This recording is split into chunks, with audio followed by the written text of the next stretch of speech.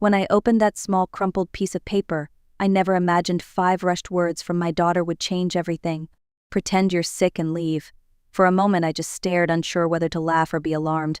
My 14-year-old daughter, Sophie, stood before me, pale, her eyes wide with fear that didn't belong to a child. My name is Linda Walker. I am 39 years old, a literature professor, and for the past 2 years, I thought I had finally found peace. After my divorce, I met Michael Reed, a successful entrepreneur who seemed to rebuild the world around me. He was charming, generous, and endlessly attentive. We married quickly, and soon we moved into a beautiful home just outside of Seattle. Everyone thought I had it all: a loving husband, financial stability, and my daughter finally smiling again after years of uncertainty. Michael treated Sophie with patience at first. He brought her gifts, asked about her grades, and pretended to care about her favorite books. But I noticed that Sophie often watched him quietly, her little brow furrowing, as if she saw something I didn't. That Saturday morning felt ordinary. The house smelled like fresh coffee and orange zest. Michael had invited several of his business partners for a brunch, one he had been preparing for all week. He wanted to impress them, and I wanted everything to be perfect. I had spent the morning in the kitchen arranging fruit platters and setting the table. When Sophie walked in, her face was drained of color. "Mom," she whispered, "I need to show you something in my room." Her voice trembled slightly. Before I could respond, Michael entered. He was in his usual crisp shirt and expensive tie, smelling of cologne and confidence. "What are you two whispering about?" he asked with that polished smile that never reached his eyes. "Nothing important," I answered automatically. "Sophie just needs help with something for school." He checked his watch. "Make it quick. The guests will be here in 30 minutes, and I need you by my side when they arrive." I nodded, forcing a smile, and followed Sophie down the hallway. The moment we stepped into her room, she shut the door quickly and turned the lock. My heart skipped. "What's going on, sweetheart? You're scaring me." Sophie didn't speak. She picked up a small folded note from her desk and pressed it into my palm. Her hands were shaking. I opened it, confused, and read the words that made my pulse freeze. "Pretend you're sick and leave." "Sophie, what kind of joke is this?" I asked, trying to sound calm but feeling a strange weight in my chest. Her eyes filled with tears. "It's not a joke. Please, Mom, you have to get out of the house. Right now. Tell him you don't feel well, that you need medicine, just go."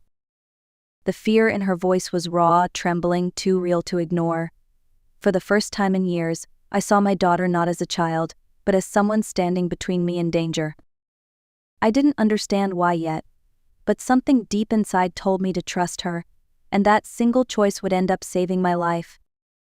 I stood frozen in Sophie's room, holding that note as if it might dissolve between my fingers.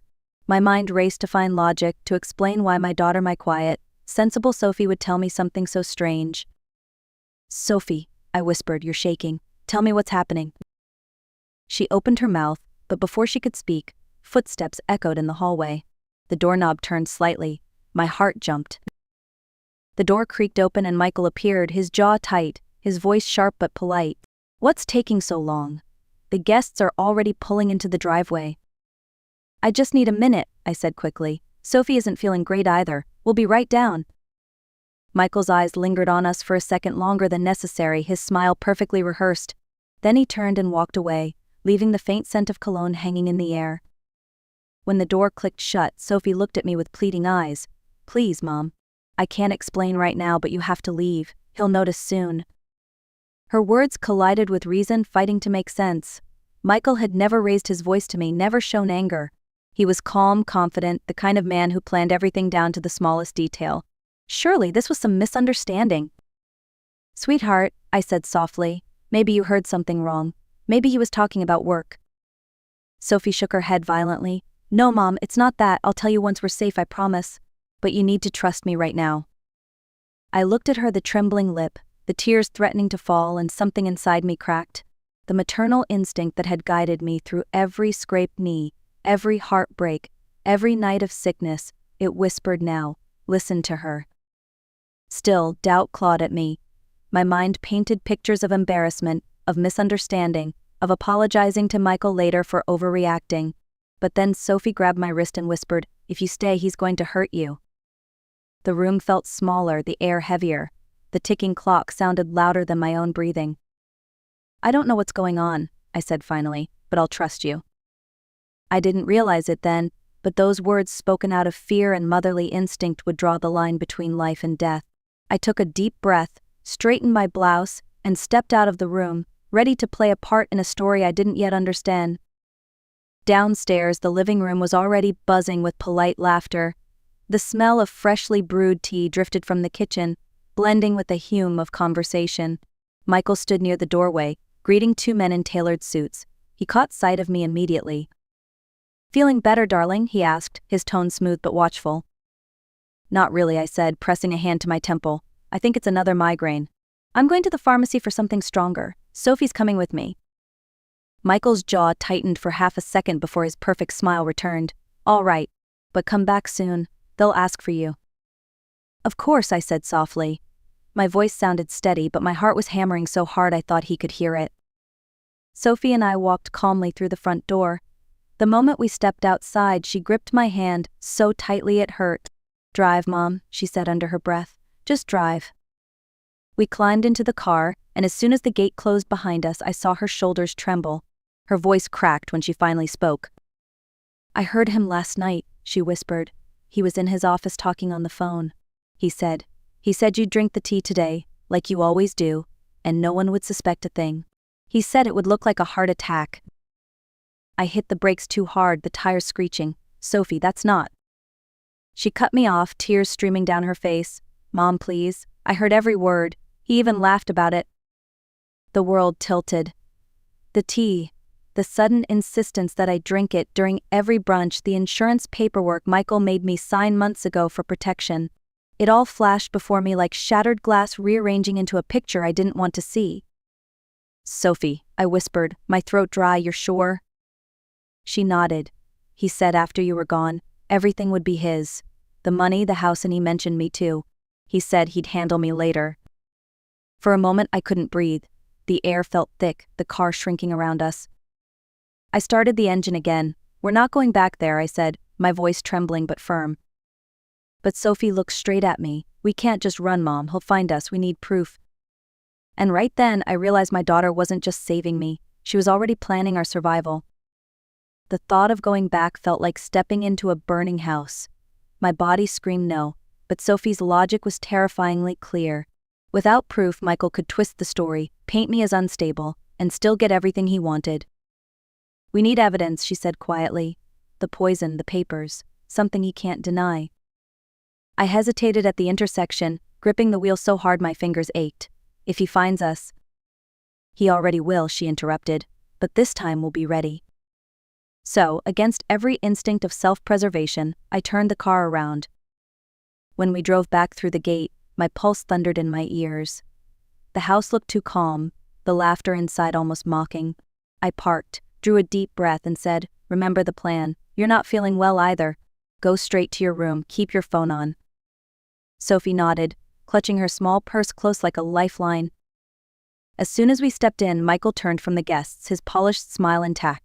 "Ah, there you are," he said smoothly, placing a hand on my shoulder. "Feeling better?" "A little," I answered, forcing a weak smile. "The medicine's starting to help." "Good. Come, I want you to meet someone." Every inch of my body wanted to flinch away from his touch. His hand felt heavier than it ever had before. I smiled mechanically, chatting politely as Sophie excused herself upstairs. The room blurred with laughter, glasses clinking, shallow compliments. I could hardly hear them. I checked my phone every minute. No message yet. 20 minutes crawled by before my screen lit up with a single word. "No. My stomach dropped. I excused myself and hurried up the stairs, my pulse racing. Sophie was waiting near her door, her face pale, whispering, "He's coming up." "What did you find?" I asked quickly. She pulled out her phone, showing a photo of a small amber bottle with no label. It was hidden in his desk. "And there's more." Before she could finish, we heard his voice downstairs, moving closer, his footsteps deliberate. Panic surged. I grabbed Sophie's hand. "Window," I whispered. "Now." We ran to the back window just as the doorknob turned. "Linda? Sophie?" Michael's voice was calm, too calm. We had seconds before the mask of civility would fall away completely. The door handle began to turn. My heart slammed against my ribs. I yanked the window open and tied the bedsheet to the heavy desk leg as quickly as I could.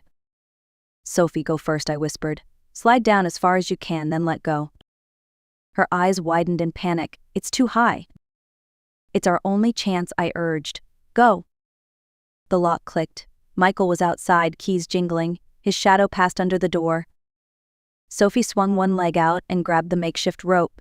She slid halfway down, her sneakers scraping against the wall. Then jumped. I held my breath until I saw her land on the grass and roll safely to her knees. Mom, she called softly, waving for me to hurry. The door burst open behind me. Linda. Michael's voice ripped through the room, filled with fury. I didn't think. I gripped the sheet and slid down, burning my palms as the fabric tore slightly. When my feet hit the ground, a sharp pain shot through my ankle, but adrenaline drowned it out. Run, I shouted.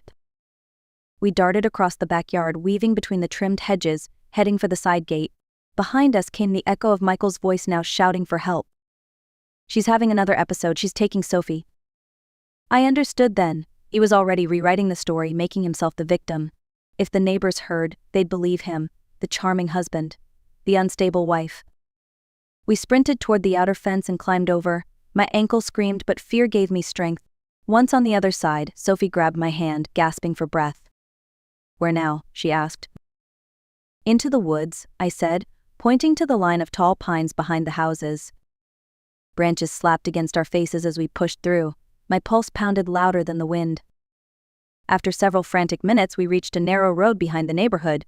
A car engine roared somewhere nearby too close. Sophie looked terrified. He's looking for us. I nodded. We keep moving. We found a busy street and flagged down a taxi. The driver glanced at our disheveled clothes, but I only said, downtown. Fast. As we pulled away, I saw Michael's silhouette appear at the edge of the street, scanning the road. He was already hunting us. But this time I had something he didn't: Sophie's courage and a truth ready to explode. The taxi wove through the Seattle traffic, every turn feeling like a race against time. Sophie sat beside me, clutching her phone like a weapon, her face pale but determined. Mom, what if he calls the police first? She asked, her voice trembling. He probably already has, I said quietly. That's why we need someone who'll believe us before he twists everything. That's when I thought of Karen Blake, my old friend from college. She was now a criminal attorney, sharp, fearless, and the only person I trusted to help us. I grabbed my phone and called her. To my relief, she picked up on the second ring. Karen, it's Linda.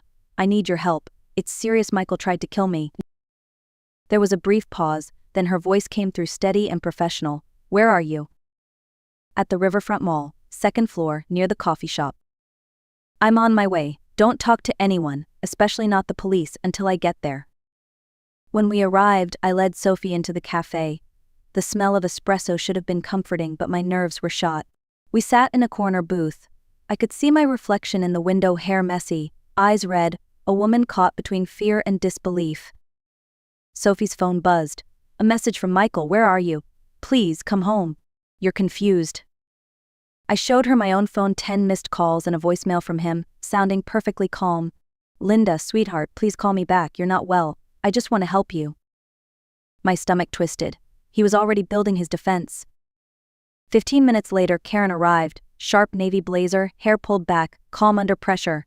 She looked at me once, then at Sophie, then said, "Tell me everything." We told her everything: Sophie's note, the overheard phone call, the hidden bottle. Karen listened without interrupting, her expression unreadable. When we finished, she said, "All right, we need to play this carefully. He'll report you as unstable. He'll say you took Sophie against his wishes. Don't panic when officers approach you. Let me handle it." As if on cue, 2 police officers entered the cafe, scanning the crowd. Sophie's grip on my arm tightened. "Stay calm," Karen whispered. The taller officer approached. "Ma'am, are you Linda Walker?" I nodded slowly. "Your husband reported you missing. He's concerned for your mental health." Karen stood immediately, flashing her badge. "I'm attorney Karen Blake, representing Mrs. Walker and her daughter, and I suggest before you label anyone unstable, you take a look at the evidence we're about to show you." Sophie opened her phone, showing the photo of the bottle and the note Michael had written.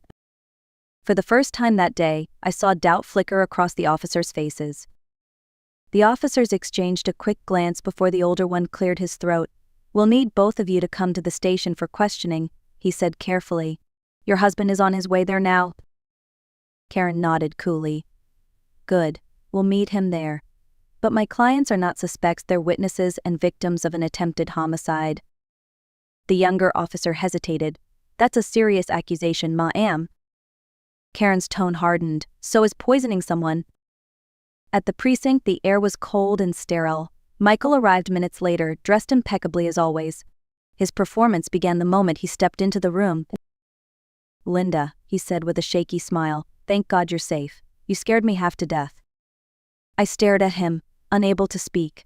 His eyes were full of artificial concern, the same eyes that used to make me feel safe.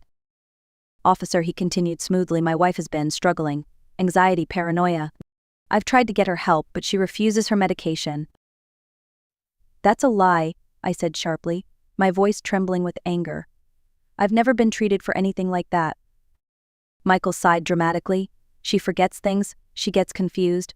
I've kept records, doctor's notes, prescriptions. Karen cut him off. Then provide them. Now, because what we have are photographs of a hidden poison bottle and a written plan to stage her death as a heart attack. Would you like to explain those? For a second, the charming mask cracked. Michael blinked, his jaw tightening, but he recovered quickly. You've been manipulated, he said, turning to me. By your daughter, by this lawyer. You're not thinking clearly. Before I could answer, the door opened. A forensic technician entered, holding a folder. He handed it to the lead officer, who skimmed the contents silently, then looked up. Mr. Reed, he said slowly, the preliminary tests from your house are back. The liquid in that bottle contains traces of arsenic, and the blood found in the bedroom. It's yours, which means you planted it. Michael froze. For a heartbeat, the room was silent. Then his face twisted, rage spilling through every carefully rehearsed expression. You stupid woman, he shouted, lunging forward, his voice echoing off the walls. You ruined everything. 2 officers restrained him immediately, pressing him against the table. Karen stood beside me, calm as steel. I think that's enough, gentlemen. You can add attempted murder, fraud, and evidence tampering to his list. As they dragged him out, Michael glared back at me, eyes burning with hatred. And for the first time I saw him for who he truly was, not my husband, not a charming businessman, but a predator unmasked at last. The days that followed blurred together police interviews, paperwork, news coverage, and the endless shock of realizing how close I had come to dying. Michael was denied bail and charged with attempted murder, insurance fraud, and falsifying medical records. The evidence was overwhelming. Sophie and I stayed with Karen for a while. Her guest room became our safe haven, filled with soft blankets, warm meals, and the steady hum of her old ceiling fan. I couldn't sleep much at first. Every creak of the floorboards made me flinch. Sophie had nightmares too, waking up in tears. But we were safe. That was all that mattered. When the trial began months later, I walked into the courtroom with my daughter beside me. Michael sat at the defense table, still trying to look respectable, but the arrogance was gone. He avoided my eyes when the prosecution read his emails, financial statements, and the recordings pulled from his office security system. The jury deliberated for less than 3 hours. Guilty on all counts. 45 years in prison. No possibility of parole for 20. When the verdict was read, I didn't feel triumph. Just relief, a heavy, exhausted kind of peace that settles when the storm finally passes. A year later, Sophie and I moved to a smaller house near the ocean. It wasn't grand or perfect, but it was ours. I found work teaching again, and Sophie started volunteering at an animal shelter. Slowly, laughter returned to our days. Sometimes, when the wind rattles the windows, I still see flashes of that morning, the note, the panic, the running. But then I remember what came after. The quiet breakfast, the safety, the second chance. I keep that note in a wooden box by my bed. The ink has faded a little, but the words still burn. Pretend you're sick and leave. 5 words that saved my life, written by the bravest 14-year-old I've ever known. It took time for me to understand that survival isn't just about escaping danger, it's about rebuilding who you are after it ends. For months I carried guilt. I kept asking myself how I hadn't seen the signs, how I could have slept beside someone planning my death. But healing began the moment I stopped blaming myself and started listening to the quiet courage that saved me, my daughter's voice. Sophie taught me that instincts are never wrong, only ignored. When something feels off, it usually is. And when fear tells you to stay silent, it's often the moment you most need to speak. If you're watching this and something inside you feels familiar, if you've ever doubted your worth, second-guessed your fear, or told yourself maybe it's nothing, please trust yourself. Reach out, leave if you have to. The people who love you will help you find safety, and the life waiting beyond fear is worth every step. We don't always get to choose our storms, but we can decide how to rise after them. 5 words saved my life. Maybe today, someone watching this video needs to hear just one leave. Thank you for listening to my story. If it moved you, please like this video, share it with someone who might need strength, and comment where you're watching from. This is The Art of Revenge, where every scar tells a story of survival, courage, and rebirth. Stay safe, stay brave, and never ignore that small voice inside that says, something isn't right.